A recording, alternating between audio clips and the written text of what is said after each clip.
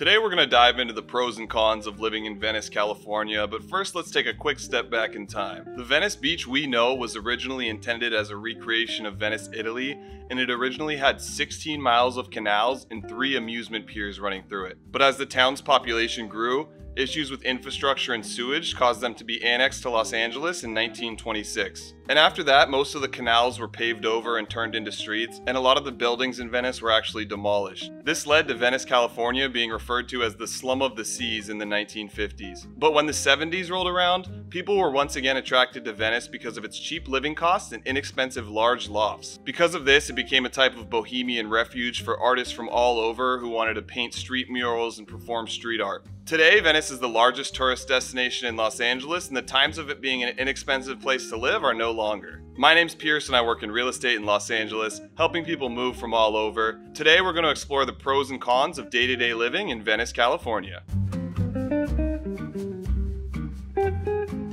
Venice is bordered by Santa Monica to the north, the Pacific Ocean to the west, Marina del Rey to the south, and Culver City and Mar Vista to the east. Venice has some great things to cover, but why don't we start with some bad news and talk about a con of living in Venice. Con number 1 is that Venice is absolutely overcrowded. The population of Venice is about 37,000 people, and while that doesn't seem too high, it has about 20,000 homes sitting all within its 3 square mile radius. Since many of the homes in Venice sit on smaller lot sizes compared to similar areas, you can see why it can feel a little bit overcrowded in Venice. And then another thing that contributes to that feeling is the tourist traffic.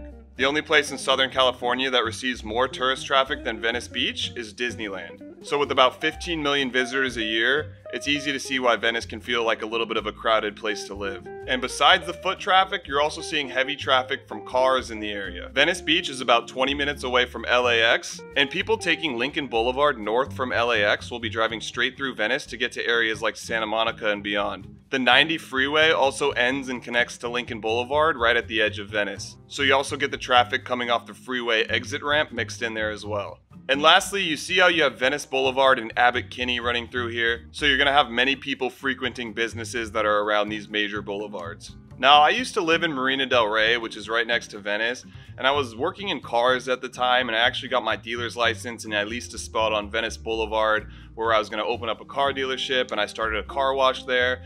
And everything didn't really pan out the way I planned, but it really showed me how many great properties and businesses were in the area. And I got to really understand how many people pass through Venice on a daily basis, and it's pretty significant. But one of the best things about actually living in Venice is you don't really need to drive if you don't want to. This brings up our first pro of living in Venice, California, which is its walkability. Venice is one of the most walkable neighborhoods in all of Los Angeles. Because it's only about 3 total square miles, you can pretty much reach anywhere in the city by foot, or you can take a bike or a scooter or rollerblades like a lot of people do there. So let's take a look at some of the things you have nearby. First and foremost, you have Abbot Kinney Boulevard. This famous boulevard is actually named after the tobacco millionaire Abbot Kinney, who founded Venice in the first place. And this street is about a 1-mile stretch where you can find some of the trendiest shops, boutiques, and restaurants in Los Angeles. And Abbot Kinney is not just a tourist trap, it's actually a really awesome place to go, even for locals. You'll find an Erewhon market here, which has some of the healthiest food in Los Angeles, also smoothies.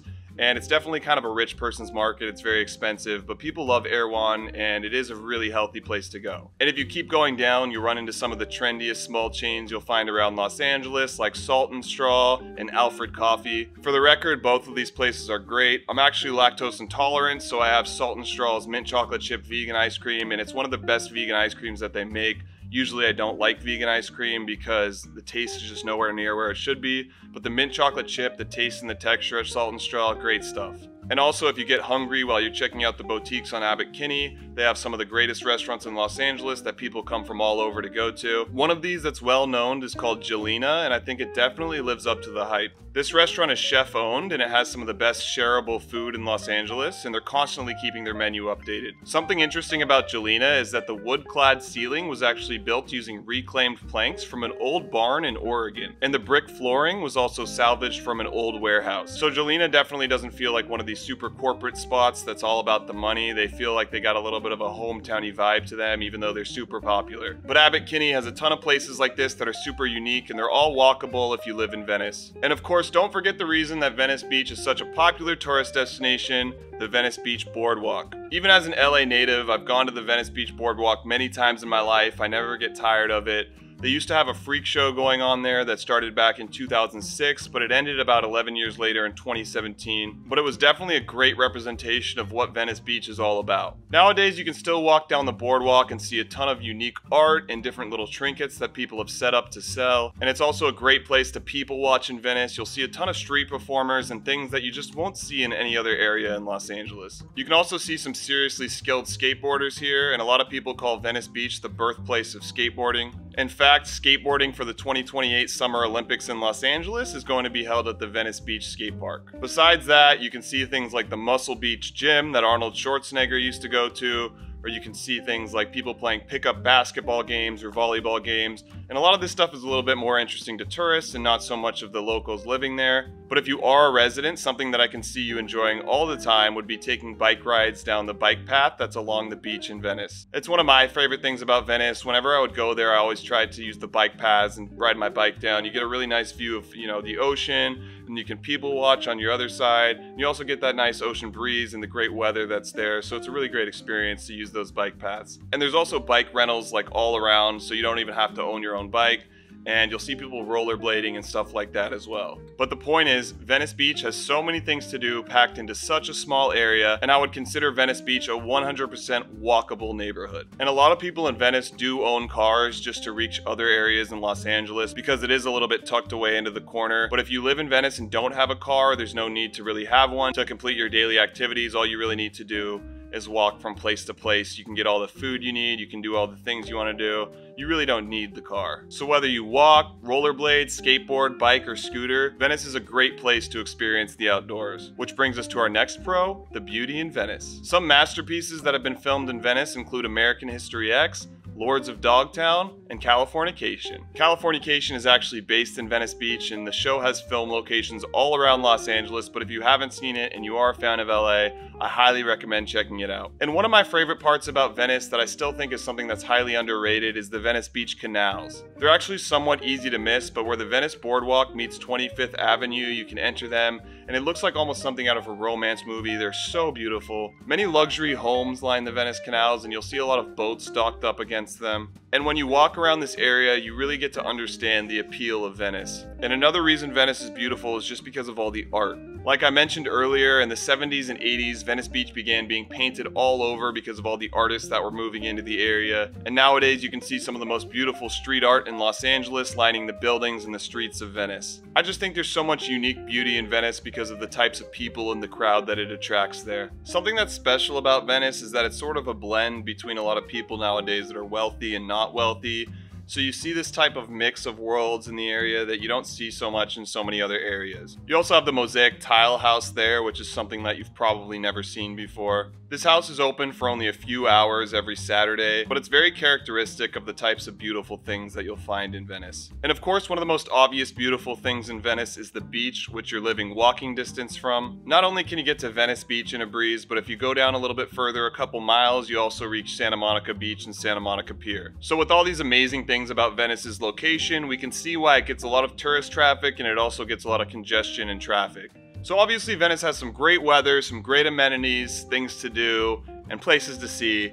What does it actually cost to live there? Well, let's slap down the cost of living as our next con of living in Venice. Venice Beach has recently been referred to as Silicon Beach by a lot of people in references to Silicon Valley. And this is because since around about 2016, a lot of tech companies have been opening up headquarters in and around Venice. And this is actually part of the reason why the Venice Beach Freak Show closed down in 2017. Because of this, there's been a lot of blowback from residents who feel like Venice is being overrun by big tech, and a lot of these companies have actually pushed away or moved towards Santa Monica and other areas. But it's no secret that a lot of wealthy people have chosen Venice as a place to live, and the cost of living just keeps going up and up. One of the biggest contributing factors to the cost of living here is location. The small amount of space that Venice has, combined with its high desirability, makes it a really competitive housing market there. The median home price in Venice is just over $2 million right now, and the houses usually sell within about 2 months on the market. Even for a super tiny 2-bedroom, 600 square foot house in Venice, you're going to be paying over $1 million.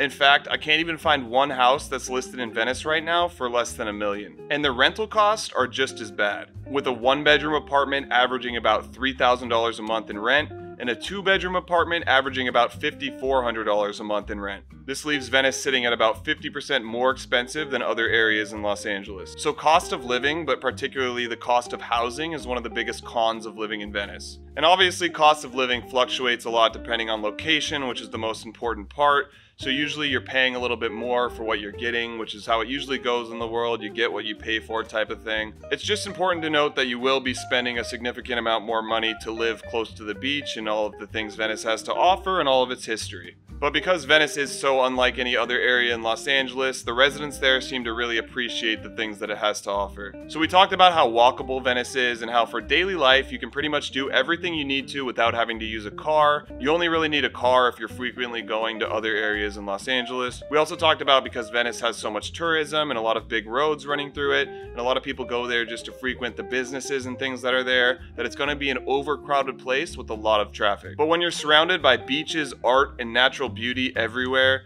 it's hard to say that Venice isn't a good place to live if you can't afford it. I've always loved Venice and learning about its history. There's also a bunch of cool stuff I didn't even talk about, like the clown school that was there and how the Doors originated in Venice in 1965. And I definitely consider Venice a very good neighborhood in Los Angeles with a great community. And if you're interested in more information about Venice or any Los Angeles neighborhoods, feel free to reach out to me. My name's Pearce and I work in real estate in LA, helping people move from all over. I post weekly videos about living in Los Angeles and its different neighborhoods, so if you found any information in this video valuable, make sure to hit that subscribe button. And thank you for taking a tour through Venice, California with me.